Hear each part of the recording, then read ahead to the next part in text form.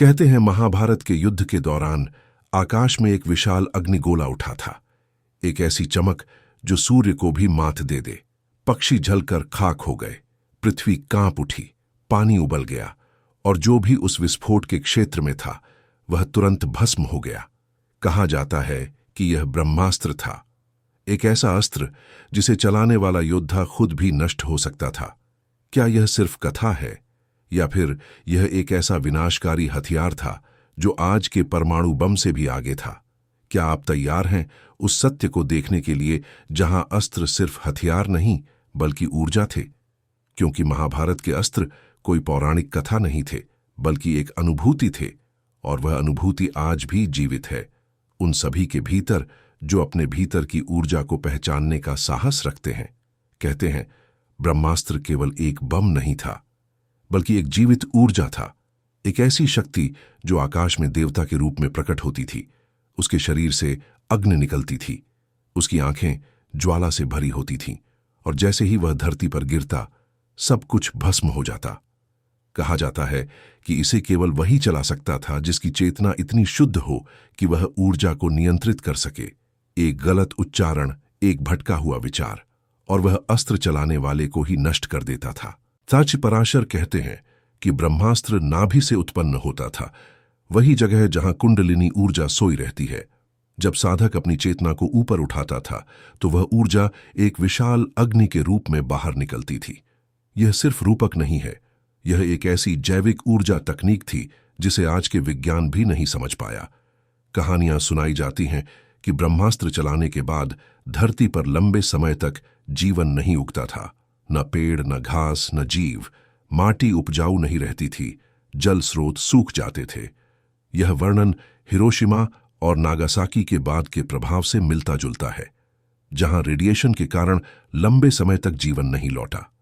यह संयोग नहीं है, यह संकेत है कि प्राचीन भारत में एक ऐसी ऊर्जा तकनीक थी जो आज के न्यूक्लियर वेपन से भी आगे थी। कहते हैं ब्रह्मास्त्र के बाद आसमान में काले बादल छा जाते थे और बारिश होती थी, लेकिन वह बारिश सामान्य नहीं होती थी, वह पानी भी जहरीला होता था। जो भी उसे पीता बीमार पड़ जाता। यह वर्णन रेडिएक्टिव वर्षा, न्यूक्लियर फॉलआउट से मिलता है। यह संभव है कि हजारों साल पहले भी ऐसे विस्फोट हुए हों जिन्होंने पर्यावरण को लंबे समय तक प्रभावित किया। कुछ तांत्रिक मानते हैं कि ब्रह्मास्त्र कोई भौतिक अस्त्र नहीं था बल्कि एक मानसिक ऊर्जा था। जब कोई योद्धा अपने मन को इतना एकाग्र कर लेता था कि उसकी चेतना एक बिंदु में केंद्रित हो जाती तो वह ऊर्जा बाहर निकलकर विनाश मचा देती। यह संभव है। आज के विज्ञान भी मानते हैं कि मन की शक्ति शरीर को प्रभावित कर सकती है। क्या यह शक्ति बाहरी दुनिया को भी बदल सकती थी? कहते हैं ब्रह्मास्त्र के अलावा भी कई अस्त्र थे। पाशुपतास्त्र, जिसे केवल शिव की कृपा से चलाया जा सकता था।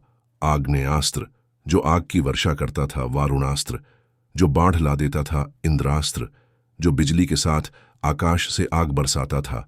नागास्त्र, जो सांपों के रूप में विस्फोट करता था। वायव्यास्त्र, जो तूफान ला देता था। ये सिर्फ प्रतीक नहीं है, ये वास्तविक ऊर्जा आधारित हथियार थे जिनका उपयोग युद्ध में होता था। कहानियों में कहा जाता है कि जब अश्वत्थामा ने अस्त्र चलाया तो उसके बाद गर्भ में भ्रूण मर गए और भविष्य की पीढ़ियां प्रभावित हुईं। यह वर्णन जेनेटिक म्यूटेशन या डीएनए डैमेज से मिलता है। यह संभव है कि प्राचीन अस्त्र न सिर्फ तुरंत विनाश करते थे बल्कि भविष्य के जीवन को भी प्रभावित करते थे। कहते हैं इन अस्त्रों को चलाने के लिए मंत्र की आवश्यकता होती थी, लेकिन मंत्र केवल ध्वनि नहीं थे, वे ऊर्जा तरंगें थे। जैसे आज के लेजर या सोनार सिस्टम में तरंगों का उपयोग होता है, वैसे ही प्राचीन अस्त्र ध्वनि तरंगों से सक्रिय होते थे। यह संभव है। आज के विज्ञान भी मानते हैं कि ध्वनि पदार्थ को प्रभावित कर सकती है।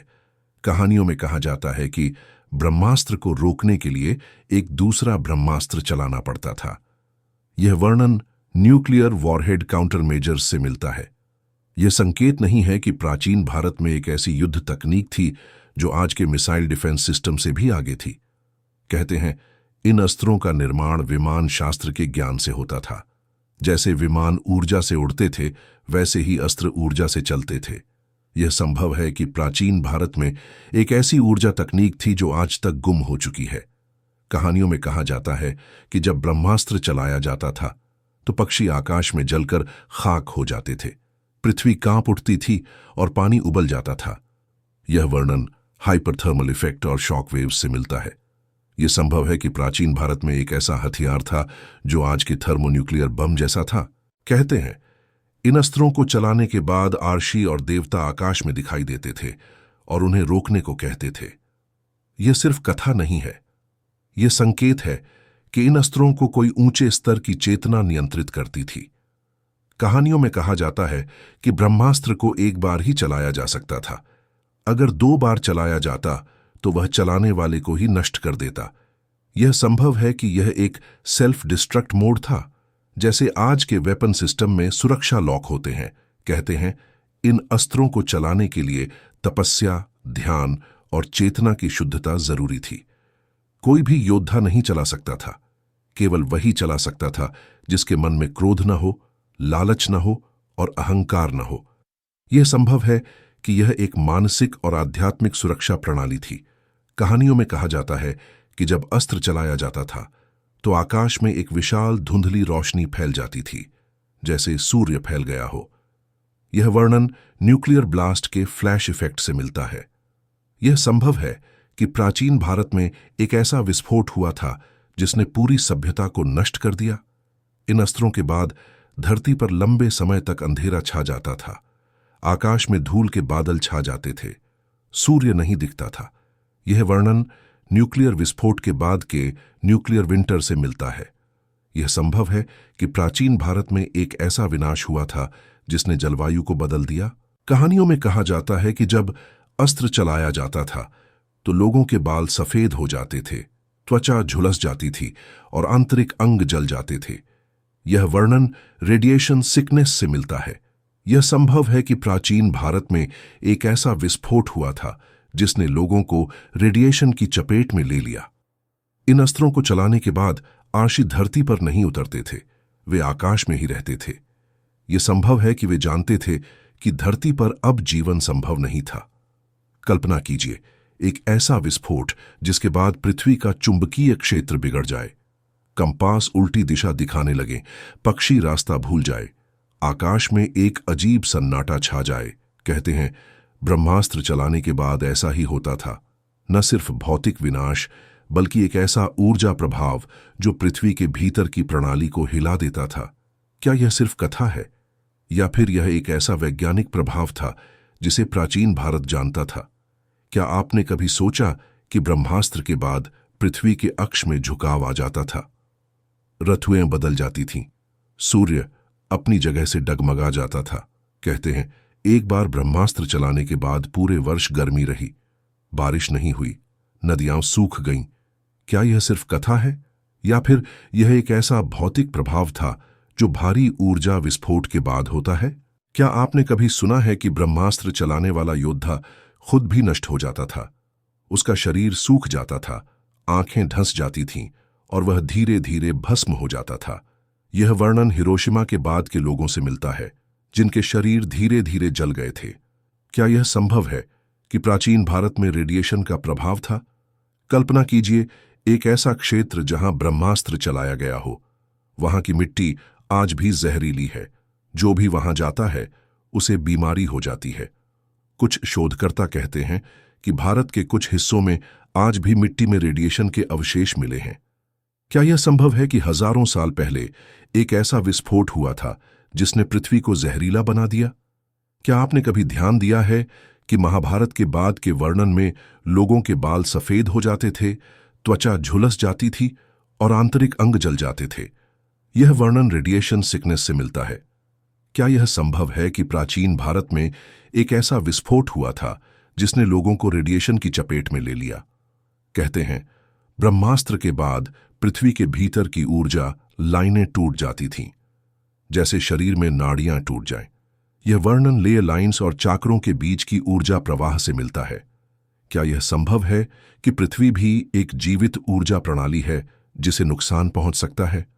क्या आप जानते हैं कि ब्रह्मास्त्र चलाने के बाद पृथ्वी के भीतर से एक गूंज सुनाई देती थी? जैसे कोई विशाल घंटा बज रहा हो। यह सिर्फ कथा नहीं है, ये सिस्मिक वेव्स हैं जो भारी विस्फोट के बाद पृथ्वी के भीतर फैलती हैं। क्या यह संभव है कि प्राचीन भारत में एक ऐसा विस्फोट हुआ था जिसने पृथ्वी को हिला दिया? कल्पना कीजिए, एक ऐसा क्षेत्र जहां ब्रह्मास्त्र चलाया गया हो। वहां के जीव अगली पीढ़ियों तक प्रभावित रहे। गर्भ में भ्रूण मर गए, नए जन्म लेने वाले बच्चे विकृत थे। यह वर्णन जेनेटिक म्यूटेशन से मिलता है। क्या यह संभव है कि प्राचीन अस्त्र न सिर्फ तुरंत विनाश करते थे, बल्कि भविष्य के जीवन को भी प्रभावित करते थे? क्या आपने कभी सोचा कि ब्रह्मास्त्र चलाने के बाद पृथ्वी के ऊपर एक ऊर्जा का घेरा बन जाता था? जो भी उसे पार करने की कोशिश करता था वह बेहोश हो जाता था। क्या यह सिर्फ कथा है, या फिर यह एक ऐसी ऊर्जा सुरक्षा प्रणाली थी जो आज के लेजर वॉल से भी आगे थी? कहते हैं ब्रह्मास्त्र चलाने के बाद पृथ्वी के ऊपर एक ऊर्जा का बुलबुला बन जाता था, जिसमें समय धीमा हो जाता था। क्या यह सिर्फ कथा है, या फिर यह आइंस्टीन के सापेक्षता सिद्धांत का प्रभाव था? क्या आपने कभी सुना है कि ब्रह्मास्त्र चलाने के बाद पृथ्वी के ऊपर एक अदृश्य गुंबद बन जाता था जो बाहरी ऊर्जा से बचाता था? क्या यह सिर्फ कथा है, या फिर यह एक ऐसी तकनीक थी जिसे प्राचीन भारत जानता था? कल्पना कीजिए, एक ऐसा युग जब ब्रह्मास्त्र चलाने के बाद पृथ्वी के ऊपर एक ऊर्जा शील्ड बन जाती थी जो अंतरिक्षीय ऊर्जा से बचाती थी। क्या यह सिर्फ कथा है, या फिर यह एक ऐसी ऊर्जा तकनीक थी जो आज तक गुम हो चुकी है? क्या आपने कभी ध्यान दिया है कि ब्रह्मास्त्र चलाने के बाद पृथ्वी के ऊपर एक अदृश्य जाल बन जाता था जो अयोग्य लोगों को रोक देता था? क्या यह सिर्फ कथा है, या फिर यह एक ऐसी सुरक्षा प्रणाली थी जो आज के एआई सिस्टम से भी आगे थी? कहते हैं ब्रह्मास्त्र चलाने के बाद पृथ्वी के ऊपर एक अदृश्य द्वार खुल जाता था जिससे देवता आते जाते थे। क्या यह सिर्फ कथा है, या फिर यह एक ऐसा आयामी द्वार था जो आज के वॉर्म होल्स से मिलता जुलता है? क्या आप तैयार हैं उस सत्य को देखने के लिए जहां अस्त्र सिर्फ हथियार नहीं बल्कि ऊर्जा थे? क्योंकि महाभारत के अस्त्र कोई पौराणिक कथा नहीं थे, बल्कि एक अनुभूति थे, और वह अनुभूति आज भी जीवित है उन सभी के भीतर जो अपने भीतर की ऊर्जा को पहचानने का साहस रखते हैं। यह वीडियो था अज्ञात कथन से आपके लिए। अगर यह वीडियो आपको पसंद आया तो लाइक जरूर करें, चैनल को सब्सक्राइब करें और घंटी का बटन दबाएं ताकि आप ऐसे गहन रहस्यों से जुड़े रहें। कमेंट में बताएं, क्या आप मानते हैं कि महाभारत में एटम बम जैसे अस्त्र थे? और अगर आप चाहते हैं कि अगला वीडियो हो सतयुग का रहस्य, तो कमेंट में लिखें सतयुग।